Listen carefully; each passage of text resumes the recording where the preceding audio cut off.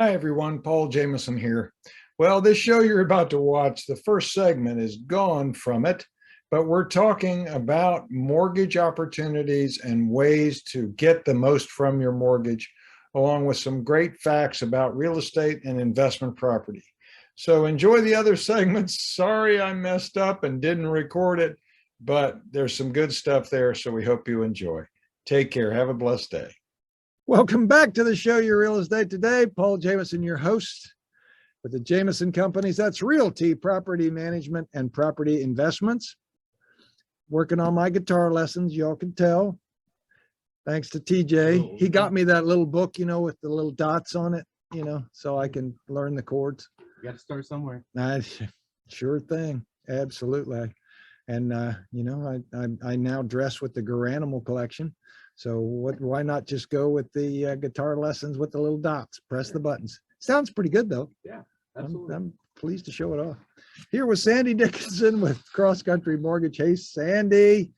So for those of you that love to watch us on our YouTube, Jameson Realty YouTube channel, this show's going to be minus the first segment. Yay, because I didn't hit the stupid button to record it. So I'll have audio there. TJ's going to send me the audio and I'll plug the audio in.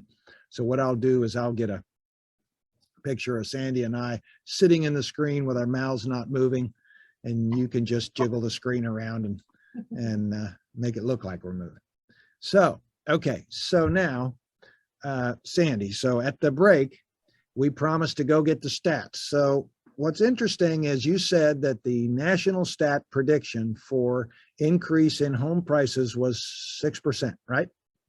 Correct. According to the NFRF, QBRT, ABCD, whatever, right? The NY Fed, correct. Yeah, okay. Them too.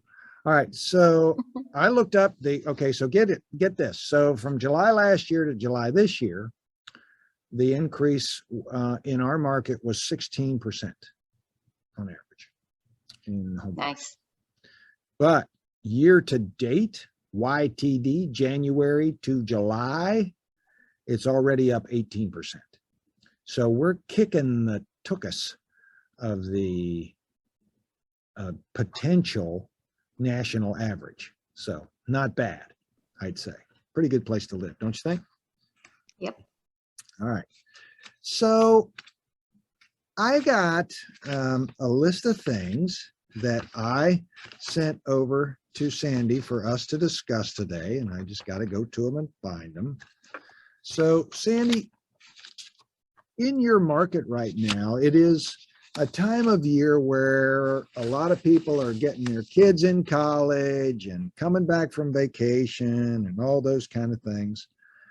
So it's a time to reflect on how to get the most out of your mortgage, how to get the most out of your mortgage at Cross Country Mortgage, right? Mm-hmm. So the first thing that I came up with was you need to, just like looking at the price of your home, like looking at what your home is worth, you need to stop and look at the current rate you're paying, right? Mm-hmm. That's right. So, I guess the real thing is, are you actually paying the best rate you can based on how long you stay in your home? Why would that matter? Well, I had a case today, and this was a purchase, not a refi, where the client is like, I'm going to get a mortgage, but I don't plan to keep it more than a couple years. And so we could have quoted him a 30-year fixed rate, but the 5-year ARM rate was about 0.5% lower. So because he's planning not keeping it more than a couple years, we went with, it still has a 30-year amortization, but the rate stays the same for 5 years. He probably won't keep it that long, and he gets a lower rate for a lower price, and it just seemed to make more sense for him. Mm-hmm. So I always, if a refi or a purchase, that's one of the first things I ask is, how long are they going to be in the house, or how long are they going to keep the mortgage? Yeah. That's a really interesting point, because in today's world, I bet you know the statistics about how long most people stay in their home based on their age. But I would assume, I heard a statistic somewhere, and I don't know if it's still true. I think, what is it, between the ages of 18 and 29 years old, on average, people change jobs like 9 times or something. It's a really crazy stat like that. Have you ever heard that one? I mean, it's like an amazing amount of times they change jobs. Well, I've seen it. Yeah. You know what I mean? Yeah, so have I. That's why I like the gray-haired ones, but I don't care. They can do the job, I'll hire them, but still. I mean, don't you agree? I mean, it's kind of like the same thing. Yeah, Is there it some is. kind of, and again, I don't know, we might have to look it up at the break. Is there an average number of years people stay in a house? 5 to 7 years, hence the 5-year and the 7-year intermediate arms. So average person every 5 to 7 years either moves or refinances or something. But most people change houses after 5 to 7. What's the longest you ever stayed in a house? 18 years. Yeah, I stayed in one just under 20. So, But I changed my mortgage 4 times. yeah, I did too, I think. Yeah, I did too. Yeah, because I think back in the day, see, now we're laughing because we're old. Now we're saying back in the day. Like in the olden days. That's right. Mortgage, when we walked uphill both ways to school in shoes that didn't fit. Oh, you had In the shoes. snow. Oh, I had shoes, TJ said. On old tennis rackets that we found on the side of the road in somebody's trash can. Okay. So anyway, all right. So next, look at the term of your loan. Okay, so you mean there's more than a 15 or a 30-year loan out there? And ARMs actually can be competitive per your last comment? Yeah, 15-year rates are lower than 30. The 20 and 25 are very similar to the 30-year fixed. In the ARMs, just depends on your loan to value and the type of and how much you're borrowing as to whether or not they're going to be lower. Yeah. You know, I think it's really interesting because ARMs were not popular there for a while, were they? No, they weren't. In fact, they were shunned by many, many people, and they were blamed for the big drop in meltdown. And I don't believe it was the ARM's fault. No, I think there's a pun in there somewhere. I'm thinking, you know, I probably could come up with it, but I'm not going to risk it. But anyhow, there is a pun in there somewhere. I just got to reach for it.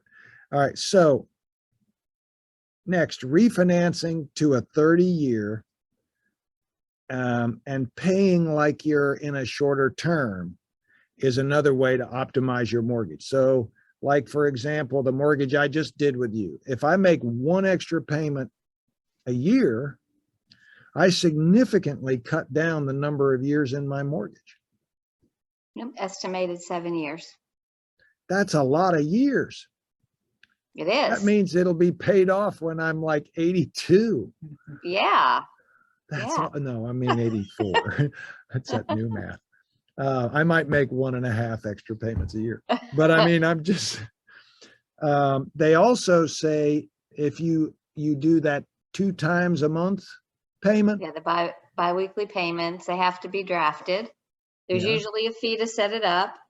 But same concept. That means you make 26 biweekly payments, which is an extra payment a year. Yeah, that's pretty cool. A lot of people don't know that you can do that, do they? You know, my favorite thing was the recast, and it's not here, but you know, I love the fact that like Sandy and I did this on my previous house where I had sold a piece of property and I had some money and wanted to pay down the mortgage. So she says, well, why don't you just send in a lump sum towards principal and then ask them for, I think it was a fee of like $300, wasn't it? to recast the mortgage, which kept everything in place. It wasn't a refi, and it lowered my monthly payment by like $200. Yeah. So if your goal is just to go off the new balance and get a lower payment, a recast is the way to go. Yeah, And it truly almost is. every lender does that. Yeah, that's for sure. All right. Well, after the break, we're going to continue and talk about private mortgage insurance. And Sandy's going to tell us what to do there. And we're excited to share more with you on the show, Your Real Estate Today. I'm Paul Jameson here with Sandy Dickinson. We'll be right back on News Talk 1110, 99.3 WBT. Stay right there. Welcome back. We're having a good Saturday with you on the show, Your Real Estate Today. Paul Jameson, your host here, owner of the Jameson Companies, Realty, Property Management, and Property Investment with Sandy Dickinson with Cross Country Mortgage. We're talking about how to get the most out of your mortgage and much, much more. I have a list I'm going to be sharing here in a minute about top 10 things. Y'all notice if you're around me, I like lists. So I'm going to give you some top 10 selling secrets. Some of them are mine, some of them are not, but they're mine because they're on my paper. So they're pretty good ideas. Some of them are common sense, but once they go on my paper, I own them. Oh, we're having a good time anyway. All right. So if you're out and about today, and of course you have any questions, you can always get to Cross Country Mortgage by calling Sandy at 704-577-0144. Gotta love the rate you're with. And if you don't, get to Sandy so she can refi you or help you with a new purchase. In the beginning, you heard my mantra where we talked about planning. Getting with Sandy is a big part of planning. If you're intending to buy or you're intending to sell and buy something else, so you kind of know where your world is and what your options are, you better make it an early part of the process. 704-577-0144, Sandy Dickinson. All right. So Sandy, if you're paying PMI equals private mortgage insurance. Correct. Where you put less than 20% down on on a loan, right? Right. And it is required by the lender that you pay that mortgage insurance. How do you get rid of it? Well, a couple ways. If based on what your initial purchase price and appraisal, if you've paid down to 78%, it automatically comes off. If you feel like you've reached a 20% equity position before that through appreciation, or you've paid down to 20%, not 78%, then you can call the servicer of the loan and ask them to delete the mortgage insurance. So they're going to require that you have had on-time payments. They may require and probably will require an appraisal to verify your equity position. But with those two things, he'll probably take it off with 20% equity. Well, let's play this out for a minute. Most people put anywhere from 3.5 to 10% down, say. And in our current market, if you're one of those that meet the average or exceed the average, and the market goes up this year, let's say right now, year to date, it's up 18%, but let's say it slows down even a little bit and only goes up 16%. And you put 10% down, that's 26% equity, which means you may be able to ditch that PMI. If you have a conventional loan. Correct. If you have an FHA loan, not so much. But you could refi it into a conventional, right? Absolutely, yeah.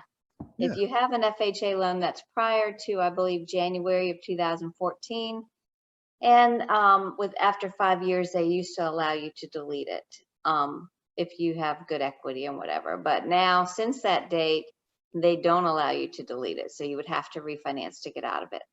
Yeah. Well, yeah, I think most people would and should at that point, right? Because the equity that they're seeing is probably substantial and can right. move around that. So, All right. So last one of the things I want to go over with you, Sandy, was the letter. The letter. The letter that you provide, need it, gotta have it. And what do you need to get it? And how do you make it stronger? Well, I need at a minimum, I need your basic cash credit and income information. So we like you to fill out an application. I have to pull your credit in order to give you a pre-approval letter. And I have to run it through an automated underwriting system to make sure that we get an approval through at least the portal. So that'll get you a letter, and that's a pre-approval letter. If you want it even stronger, I have to have your documents. And then I send them through the underwriter, and because we have a program called Fast Track. And so once the underwriter approves it, then all you need is the house, the appraisal, and the title work. So if I'm calling an agent for, like, say you submit a contract and I'm calling the listing agent to tell you how great my client is and how great you the realtor is, then I always tell them if I've already sent them through underwriting, and that makes a big difference. Yeah, I would think so, because that's basically money. Yeah, and the earlier you start, the better. Those the credit reports and the credit docs are good for 120 days. Most of them. I mean, we'll ask for updates on some pay stubs and whatever. But so people that are very scared for me to pull their credit because now they've heard that hard pulls or knock their credit down. It's not that bad. Don't have a lot of people pull your credit, but we only do it once every 4 months. So it's good for 4 months, and it's worth it, because guess what? If there's something on there that needs to be fixed, you need to know that up front. Yeah, she's laughing. Why would you laugh at something like that, Sandy? Because I've seen it before, even with people here on this screen. Yes, and for those that have known me for a long time, it was a medical bill that my son Bill did not pay, and he's 40 years old, and I was the guarantor for this same medical practice when he was 2. So they dinged my credit when that bill did not get paid. Was it 90 points? Yeah, it was a lot. One It little was like tiny a $300 bill. So I called that medical practice and I go, he's 40 years old. He can pay his own bills. Get me the blinkety blankety blue off of it. And so they did. And so, and a quick side note, that I do have people saying they're working on their credit and they don't want me to pull it, which is fine. However, working on your credit is not just paying medical collections off. If you pay them off, your credit will not increase. You have to get them removed off of your credit report. And that's a common mistake that people make. And if they pay an old collection, it's considered new activity on an adverse trade line, and your credit will drop. So you need to know what the process is. Yeah, that's true. All right. Lastly, do relationships matter in lending, Sandy? Do they matter? Absolutely. 85% of people don't have a good mortgage experience. And so having someone that you trust and make sure that you close on time and communicate with you and answer the phone and don't hold back bad news, that's super important. So you want someone that you trust and your realtor trusts. Yeah, I made a note on this comment and I basically said this. Do realtors talk about lenders? Question mark, question mark. Oh, yes. Lenders are a big subject. And that is the truth. We talk about lenders all the time, and especially with our sellers and even our buyers. Remember the plan? If you want to jump on the computer and get a letter from a Rocket or a Quicken letter, you can get those, but they don't hold their salt when it comes with the offer. if you have a local lender that you can call, that calls you, and that has a physical office with a phone number that has a 704 or 980 area code, you know you're dealing with somebody that's active and in the business. It matters. Yes, does it not, Sandy Dickinson? Yeah, it does. I have a guy now that he's looking online and he's like, these rates, I found this really, really low rate, but I just keep reminding him, you know what, they may not, a good rate doesn't do you anything if you can't close the loan. Exactly. And it never is always as it appears. It is when you're dealing with somebody local. So, all right. Yeah. We'll be back with more Your Real Estate Today, and we're going to talk about some selling tips and more with Sandy Dickinson. I'm Paul Jameson. Stay with us on the show Your Real Estate Today here on News Talk 1110 99.3 WBT. Happy Saturday. It's Paul Jameson. Welcome back to the show Your Real Estate Today. I'm here with Sandy Dickinson with Cross Country Mortgage, and of course we're with Jameson Realty, Jameson Property Management and Property Investments. Glad you're spending your Saturday with us. I'm also the author of the book Opportunity is Knocking. If you're interested in learning more about investing in real estate, you can certainly come to Paul Jameson. That's Jameson with an I, pauljameson.com, and I'll send you a signed copy, or jump on Amazon Prime and they can send you a copy lickety split as well. Same price either way, just one's not signed, one is. So I would say that in this market, Sandy, it's good to know some quick tips on how to get your house sold for the most money. And the very first one, you know, I need TJ like that number 10. And I just heard Sandy's computer or something go ding. So number 10, price it right. Price it right. Now, why would I say that? Okay, so the article makes comments about, you know, how most people don't price correctly. And I would agree with that, even in the best markets or the worst markets. But what I like to do is price a home just slightly under the top market value so that it drives the price upward instead of downward. We're not here to test the market. We're here to interpret it.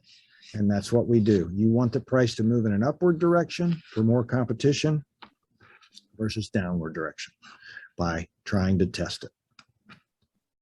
Next, number 9, half-empty closets.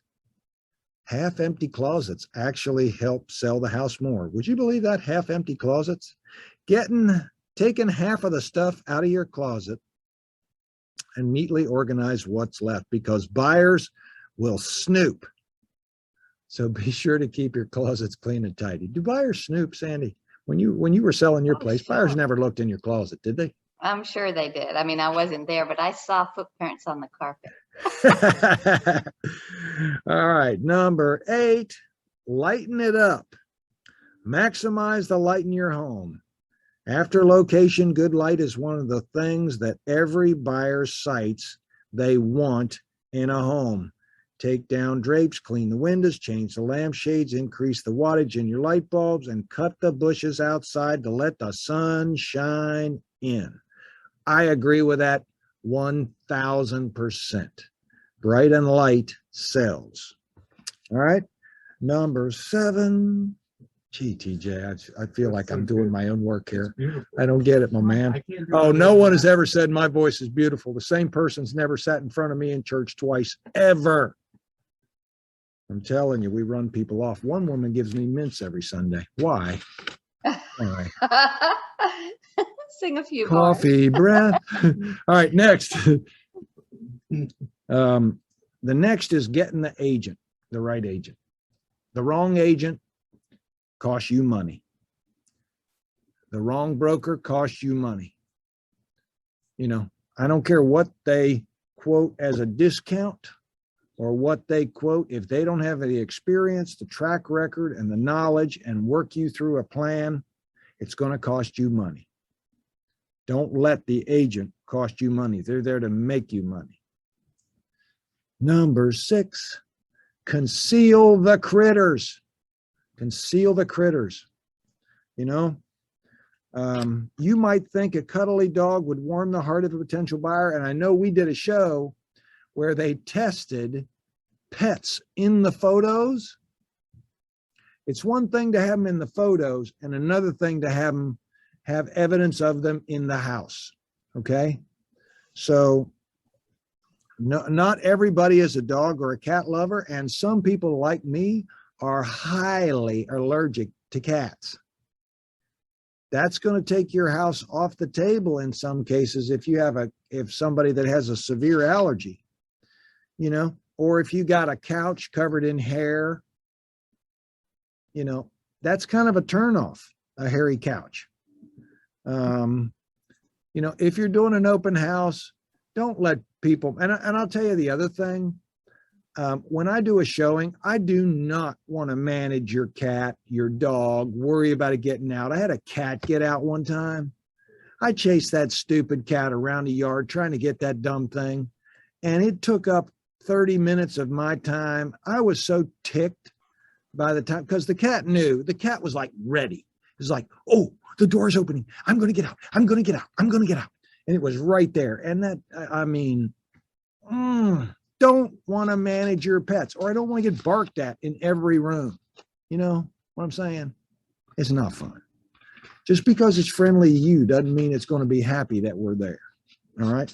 Although it is pretty funny. One time I did have a dog in a house, and we're walking around the house, and poor dog probably hadn't been out all day.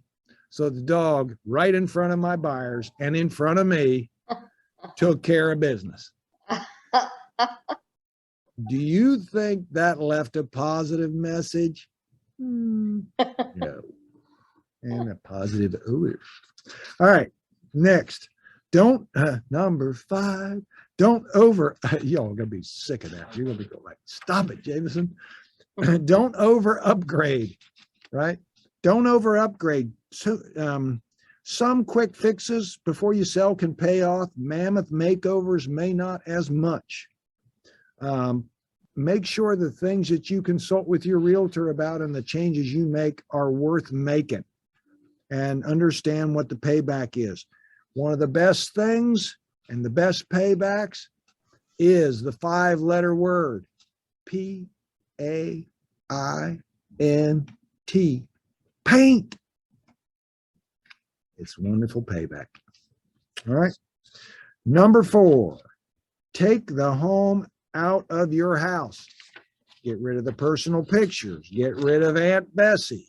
Get rid of the stuff that people are going to look at and go, oh, it looks like they had fun on that ride. Oh my gosh, I can't believe they're doing that. Oh, they're a Steelers fan. Get rid of that stuff.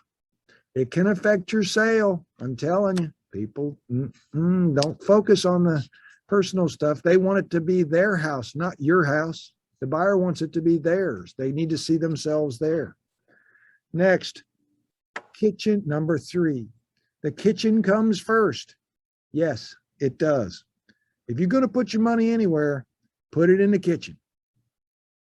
Kitchen is the place where people see themselves, and they are the most critical if it's not up to par. Number 2, always be ready to show. You know, selling your house isn't easy, but if you get a showing request during the episode of The Queen that you're watching, or America's Got Talent, or your favorite news show or soap opera, just record it and don't make the potential buyer come back. You could be missing an opportunity for someone that has to buy that day and has cash.